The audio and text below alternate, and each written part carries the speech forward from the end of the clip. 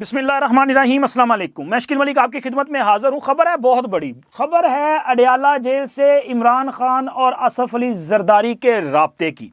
और इसी तरह और भी बहुत सारी खबरें हैं, जैसे कि जनाब अडयाला जेल में बहुत अहम शख्सियात की आमद है, उनकी मुलाकातें हैं, उन मुलाकातों में होने वाले फ़ैसले और बहुत कुछ है जो आज के वीलॉग का हिस्सा है। लेकिन वीलॉग का आगाज़ मैं करना चाह रहा हूँ उस्मान डार साहब से। उस्मान डार साहब जो कि सियासत से किनारा कशी इख्तियार कर चुके थे और मेरा ख्याल है कि शायद वो वापसी भी कर चुके हैं।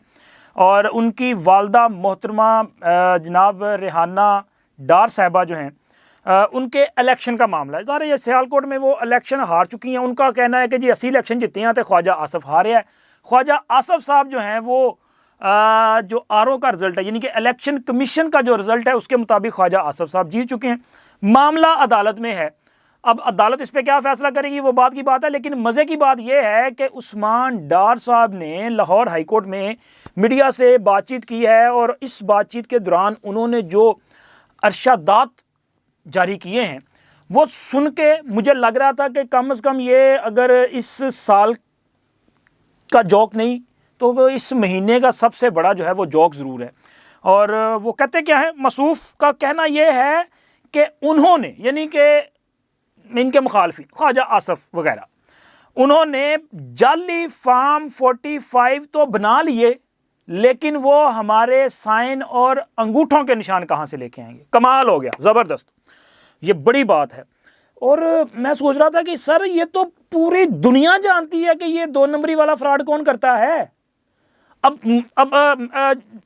आप लोग भी बताइएगा, ज़रूर बताएं ज़रा मैं कि ये कौन है ग्रोह, कौन सी सियासी जमात, कौन सा ये ऐसा जो है वो अपना कल्ट कि जो माशाल्लाह यही काम करता है। उनका काम ही ये है कि 2 नंबरी करना, जालसाजी करना। और यार अगर नहीं याद आ रहा तो आप ज़रा ये चंद घंटे ज़रा पीछे चले जाएं। ये 8 फरवरी की शाम रात 7-8 बजे से लेके अगले दिन तक का ज़रा मंजर चेक कर लें।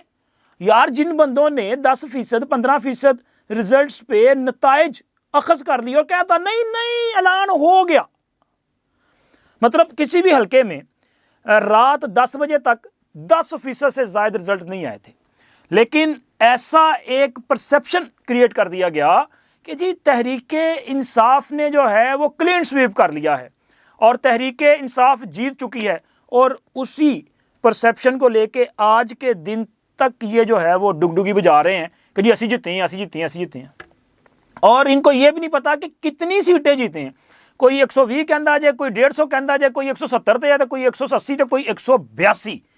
मैं सोच रहा हूँ अनकरीब ऐसा दावा आएगा कि जी हमारी 264 नशिस्तें थी, हम सारी की सारी हमने जीती हैं।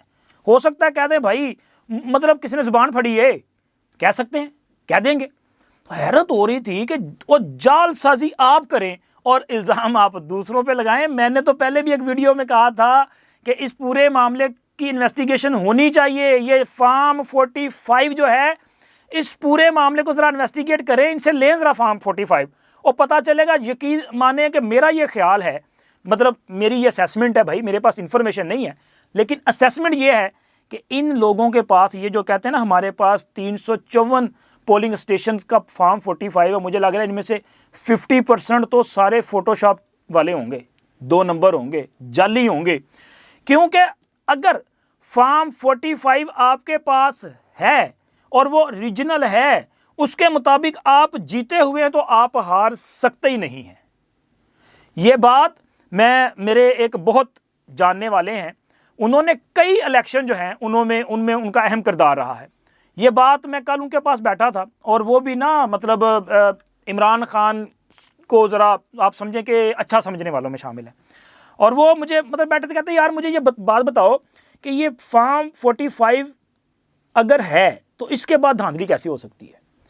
तो मैंने कहा जी यही तो मेरी बात समझ में नहीं आ रही। तो उन्होंने कहा जी मैंने बहुत सारे इंतखाबात में एज आ पोलिंग एजेंट किरदार अदा किया है। तो फार्म 45 जो है वो जब इशू हो जाता है, फिर उसके बाद ये आरओ ऑफिस में जाके इसको टैली किया जाता है, उसके बाद रिजल्ट इशू होता है। ये तो पॉसिबल ही नहीं है कि फार्म 45 के बाद की हरकत हो जाए। हाँ उससे पहले हो सकती है, ये वो कह रहे थे। लेकिन कहते हैं अब ये जो सारा किया जा रहा है ना, ये शोर मुझे ज़्यादा लग रहा है, लेकिन इसमें हकीकत ऐसे नहीं होगी। अगर हकीकत है तो बेहतरीन ऑप्शन है, जाएं वहाँ जाके इसको चैलेंज करें अदालत में, ट्रिब्यूनल के पास जाएं, ये सारे का सारा दूध का दूध और पानी का पानी हो जाएगा। तो तहरीके इंसाफ का असल जो मकसद है ना, ये सिर्फ प्रोपेगेंडा करते हैं, और प्रोपेगेंडा की बुनियाद पे ये पूरे मुआशरे को जो है तबाह करते हैं। तहरीके इंसाफ ने जब से पाकिस्तान में ये सोशल मीडिया के ज़रिए हंगामा आराई बर्पा की है ना, आप इसका ज़रा नतीजा देखें क्या क्या निकला है। पाकिस्तान में 9 मई जैसी जो है वो साजिश हुई है, और पाकिस्तान में और बहुत कुछ ऐसा हुआ है कि जिसकी माजी में कभी मिसाल नहीं मिलती। और इसी तरह मैं ये देख रहा था कि इमरान रियाज साहब जो हैं उन्होंने भी एक व्लॉग किया है, आई थिंक उसमें उन्होंने कहा जी ये अब इमरान खान को छोड़ेंगे, इनको छोड़ना पड़ेगा क्योंकि लोग अडयाला जेल चले जाएंगे, वो लाखों करोड़ों लोग जो हैं वो अडयाला जेल होंगे, फिर इनको इमरान खान को बनी गाला शिफ्ट करना पड़ेगा, ज़मानत देनी पड़ेगी, उसको कायदे इनकलाब के तौर पे बाहर लाना पड़ेगा। ख्वाब है यार, दिखते नहीं।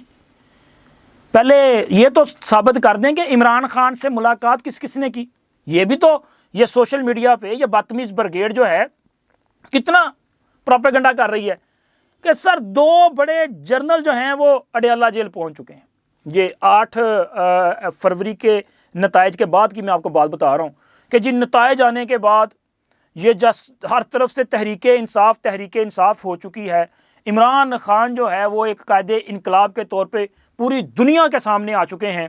तो अब चूँकि ताकतवरों ने पैगाम भेज दिया है और अडयाला जेल में 2 बड़े जर्नल चले गए, अब उनके नाम भी है, जनरल आसफ गफूर साहब और जनरल साहिर शमशाद मिर्ज़ा साहब, chairman joint chief of staff committee हैं मिर्ज़ा साहब, कि जी ये दोनों जो बड़े जर्नल हैं ये वहाँ पहुँच चुके हैं और इन्होंने इमरान खान से मुलाकात की है।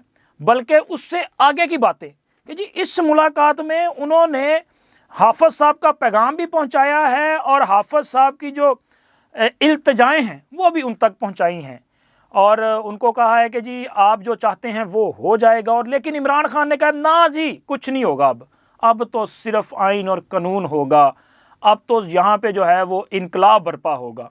अच्छा ये ना आपने पिछले 2-3 दिन से आपने देखा होगा कि कितने वो दिल जमी के साथ ये चीज़ जो है वो लेके चल रहे हैं, लेकिन ना तो कोई मुलाकात हुई है, ना कोई जेल गया है और ना ही कोई जर्नल था जो जेल गया है। जिस वीडियो को बुनियाद बना के ये प्रोपेगेंडा किया जा रहा है, और सर वो वीडियो है वो अब जेल में ऑफिशियल्स का आना जाना इसी तरह होता है, उनके साथ प्रोटोकॉल की चंद गाड़ियाँ, सिक्योरिटी की चंद गाड़ियाँ होती हैं। और अडयाला जेल में जहाँ पे इमरान खान, शाह महमूद कुरैशी 9 मई के मुलजमान हैं, वहाँ पे जेल ट्रायल्स हो रहे हैं, जजिस की आमदोरफ्त होती है, ठीक है। तो ऐसी सूरत में इस किस्म की वीडियोस का आना जो है वो कोई गैर मामूली बात नहीं है, ये मामूल की बातें हैं। लेकिन चूंकि बदतमीज ब्रिगेड ने इस मुआशरे में प्रोपेगेंडा करना होता है, बिल्कुल उसी तरह का प्रोपेगेंडा कि जिस तरह अभी भी आप ज़रा उठा के देख लें कि जनाब अली ये बार बार कर रहे हैं कि देखें जनाब इस वक्त जमाते इस्लामी ने जरा बड़ा भरपूर किरदार अदा कर दिया है।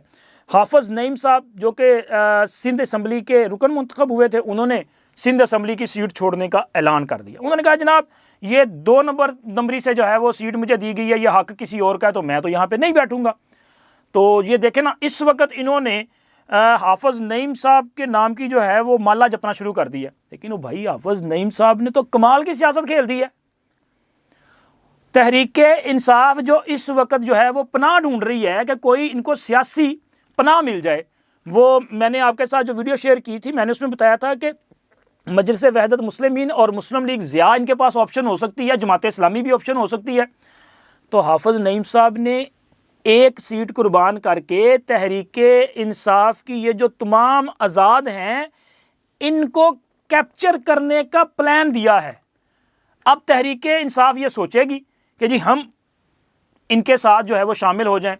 अगर तहरीके इंसाफ के आज़ाद जो है वो जमात इस्लामी में शमूलियत का सर्टिफिकेट देते हैं, तो जमात इस्लामी के जो स्पेशल सीट्स उन्होंने दी हैं, वो लिस्टें जो जितनी भी हैं वो तो अकोमोडेट हो गई ना।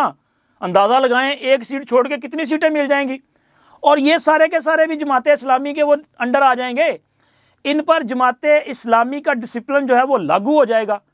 तो जमात इस्लामी के हाफिज नईम साहब ने तो बड़ी गेम खेल दी है, लेकिन इनकी समझ में ये बात जो है वो नहीं आ सकती, क्योंकि ये सियासत को इंतहा पसंदी की तरह करते हैं।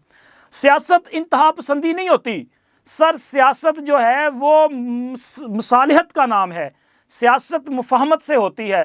सियासत में राब्ते कायम किए जाते हैं, राब्ते ख़त्म नहीं किए जाते। दरवाजे बंद करके सियासत आप नहीं कर सकते, आपको अपने जो दरवाजे हैं वो खोलने पड़ते हैं, ड्राइंग रूम्स ओपन करने पड़ते हैं, अपने सियासी मुखालफीन को भी मदऊ करना पड़ता है और उनकी तरफ जाना भी पड़ता है। अगर आप सियासत में जमूत का शिकार हो जाएंगे तो सर फिर जमहूरियत नहीं रहेगी, फिर जमहूरियत नहीं होती, क्योंकि जमूद में डिक्टेटरशिप आती है। जमहूर का राज जो है वो जमहूरियत में होता है और जमहूर की आपस में गुफ्तो शनीद से ही जमहूरियत आगे बढ़ती है। लेकिन इमरान खान इस बात को कैसे समझ सकते हैं, क्योंकि इमरान खान खुद शख्सी की खुद परस्ती में मुब्तला शख्सियत का नाम है, वो अपने से आगे देख ही नहीं सकते। अब इमरान खान और इसके अलावा आप देखें कि आसफ़ अली ज़रदारी साहब के हवाले से भी कुछ ख़बरें गर्दिश कर रही हैं और ये कहा जा रहा है कि जी इमरान खान साहब ने आसफ़ अली ज़रदारी को भी एक पैगाम भेजा है और उन्हें ये ऑफ़र कर दिया है, बड़ी ऑफ़र की है। लेकिन ऑफ़र पे आने से पहले मैं ज़रा सोच रहा था कि यार ये मुमकिन भी है। अच्छा, मेरे जो ऑफ़र सामने आ रही है वो मैं आपसे शेयर करता हूँ, लेकिन मेरी ओपिनियन ये है कि ये हो नहीं सकता। लेकिन चले, अगर हुआ है तो कुछ लोग दावा कर रहे हैं, वो कैसे दावा कर रहे हैं पहले उस पर आते हैं। एक तो सर जुल्फ़कार राजा साहब हैं सहाफ़ी, उन्होंने ये दावा किया है कि जी इस तरह की ऑफ़र जो है इमरान खान साहब की तरफ से ज़रदारी साहब को भेजी गई है और इस ऑफ़र का जो पर्पज़ है वो ये है कि मरकज़ और पंजाब में हम मिलकर हुकूमत बना सकते हैं। मरकज़ में वज़ीर आज़म आपका, पंजाब में वज़ीर आला हमारा। और वजह क्या है? वजह यह है कि जी मरीम नवाज़ को रोकना है, लेकिन इसमें सोर्स क्या है वो कुछ नहीं बताया जा रहा। इसी तरह तहरीक इंसाफ के वकील, एक वकील भी हैं और ज़ाहिर इस वक्त उनके रहनुमा भी हैं, अज़हर सदीक़ साहब, उन्होंने भी एक टीवी चैनल से बात की है और उसमें उन्होंने कहा है कि जी मेरी ये राय है कि इमरान खान को यानी कि पीटीआई को पीपल्स पार्टी के साथ मिलकर हुकूमत बनानी चाहिए और मुस्लिम लीग नून का रास्ता रोकना चाहिए। और इससे एक तो मुस्लिम लीग नून जो है इसका ज़ाहिर है अगर हुकूमत में नहीं होगा तो ये ख़त्म हो जाएगी और तहरीक इंसाफ सिस्टम को भी बचा पाएगी और तहरीक इंसाफ के ख़िलाफ़ जो कार्रवाइयाँ हैं वो भी रुक जाएंगी। लेकिन यहाँ पे सवाल ये पैदा होता है कि इमरान खान साहब की तरफ से ये पैगाम लेके कौन जा सकता है। तो मुझे तो कोई दो शख्सियात ऐसी लगती हैं, एक तो हो सकते हैं जनाब बैरिस्टर गौहर साहब, क्योंकि वो भी पीपल्स पार्टी का हिस्सा रहे हैं, और दूसरे लतीफ़ खोसा साहब। बैरिस्टर गौहर साहब और लतीफ़ खोसा साहब को तो कोई ज़िम्मेदारी नहीं दी गई, क्योंकि ज़िम्मेदारी तो दी गई है उमैर नियाज़ी साहब को। उन्हें कहा गया है कि आप राब्ते करें और ये जो हमारे तमाम आज़ाद और बल्कि राब्ते आज़ाद मेंबरान के साथ इनको इंटैक्ट रखना है, ये कहीं भाग ना जाएं, निकल ना जाएं, उनसे राब्तों का टास्क जो है वो उनको दिया गया है। बैरिस्टर गौहर साहब कहते हैं कि हम पीपल्स पार्टी के साथ इत्तेहाद नहीं कर सकते, किसी और के साथ भी इत्तेहाद नहीं कर सकते, और इतनी पोजीशन तो इनकी है नहीं कि ये सिंगल लार्जेस्ट पार्टी के तौर पे हुकूमत बना सकें। तो फिर करना क्या है, ये सवाल बड़ा सवाल है। और जहाँ तक बात है जनाब जरदारी साहब को ऑफ़र देने की, तो सर ये ऑफ़र शॉफ़र जो है ना, मुझे लगता है कि कोई ऑफ़र नहीं है, क्योंकि ऑफ़र तो अगर दी जाती तो शायद इस तरह के हालात ना होते, क्योंकि वो वक्त था अगर जब रिज़ल्ट्स आ रहे थे, चीज़ें क्लियर हो रही थी, अगर उस वक्त इमरान खान की तरफ से कोई भी नुमाइंदा जो है वो बिलावल हाउस चला जाता तो हालात चेंज होते, क्योंकि बिलावल भुट्टो जरदारी अपनी पूरी इंतखाबी मुहिम के दौरान बारहा ये बात करते रहे कि हम फ्यूचर में तहरीक इंसाफ के साथ मिलकर आगे बढ़ सकते हैं। वो कहते रहे कि मैं मुस्लिम लीग नून के साथ आगे नहीं बढ़ सकता, यानी कि मुस्लिम लीग नून के साथ मिलके कोई हुकूमत नहीं करना चाहता, उनके साथ मिलके कोई पॉलिटिकल प्रोसेस जो है वो आगे नहीं बढ़ाना चाहता। वो तो बारहा अपनी ख्वाहिश का इजहार करते रहे। उन्होंने कितनी बार तहरीक इंसाफ को ऑफ़र दिया, लेकिन सर अगर अक्ल तो काम लेंदे थे फिर ना, अगर इमरान खान अपनी जो खुद परस्ती है उससे बाहर निकलते तो फिर ना। अगर इमरान खान ये सोचते कि इस वक्त मुल्क में एक सियासी बहरान खड़ा है और इस बहरान से निकलने का ये रास्ता है कि मैं अपनी ईगो को ख़त्म करूं और मैं जरदारी साहब के नाम पे या बिलावल साहब के नाम पे एक पैगाम भेजता हूं ताकि मुल्क में ये जो इस वक्त बहरान है इससे भी निकल जाएंगे और एक हुकूमत भी कायम हो जाएगी, स्मूथली प्रोसेस भी आगे बढ़ना शुरू हो जाएगा। लेकिन सर अब बड़ी देर हो चुकी है, ना तो कोई पैगाम गया है और ना ही इस हवाले से इमरान खान ऐसी कोई सियासी बसीरत का मुजाहरा कर सकते हैं, क्योंकि इमरान खान जो है वो मसालिहत की, वो मिलकर आगे बढ़ने की सियासत के कायल ही नहीं है। इमरान खान की सियासत का आगाज़ जो है वो धरनों से होता है, वो मुल्क को मफलूज करने से होता है, वो लॉकडाउन से होता है, वो रियासती अदारों पर यलगार करने से होता है और इमरान खान की सियासत का अंजाम 9 मई पे आता है। वो 9 मई जहां इन्होंने पाकिस्तान के कौमी सलामती के ज़ामन अदारे के खिलाफ बगावत की साजिश की, यहाँ पे इमरान खान की सियासत का खात्मा होता है। इससे आगे इमरान खान जो है इस वक्त तक मुझे ये लग रहा है कि सियासत से मुकम्मल तौर पे माइनस हो चुके हैं, चूँकि वो कहीं भी उनका कोई जिक्र मौजूद नहीं है। तहरीके इंसाफ अगले 5 साल तक किसी पार्लिमान का हिस्सा नहीं होगी और इमरान खान किसी पॉलिटिकल पार्टी के लीडर के तौर पे मंजर पे आपके सामने नहीं होंगे। ये मेरी राय थी जो मैंने आपके साथ शेयर की।